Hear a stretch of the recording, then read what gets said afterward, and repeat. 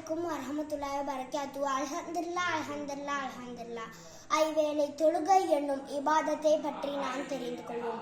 நபி ஸல்லல்லாஹு அலைஹி வஸல்லம் அவர்கள் ஒரு வீட்டின் வாசலை 6 ஓடு கொண்டனர். அதிலே ஒருவன் ஒவ்வொரு நாளும் 5 முறை குளிக்கின்றான். அவன் உடம்பில் அழுக்கு இருக்குமா என்று சஹாபாக்கள்கிட்ட கேட்டார்கள்.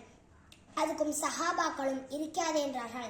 இதே போல்தான் நீங்கள் ஒவ்வொரு நாளும் 5 முறை தொழுவும் போது அல்லாஹ் உங்கள் பாவங்களை மன்னிக்கின்றான் என்று நபி ஸல்லல்லாஹு அலைஹி வஸல்லம் அவர்கள் கூறினார்கள். ஆக நாம் தொழுவதால் நம் பாவங்களை அல்லாஹ் மன்னிக்கின்றான் மற்றும் நம் உடம்புக்கும் நன்மைகள் கிடைக்கின்றன. அஸ்ஸாது அல்லா இலாஹ இல்லல்லாஹ் என்ற கலிமாவிற்கு பிறகு தொழுகை சிறந்ததாக திகழ்கிறது. எண்ணற்ற நன்மைகளை கொண்ட தொழுகையை தொழக்கூடியவர்களாக அல்லாஹ் நம்மளை ஆக்கி அருள்வானாக என்று துவா செய்தவனாக என் உரையை நிறைவு செய்கிறேன். வாஹிர் தவ்வானா அல்ஹம்துலில்லாஹி ரப்பில் ஆலமீன். அஸ்ஸலாமு அலைக்கும் வரஹ்மத்துல்லாஹி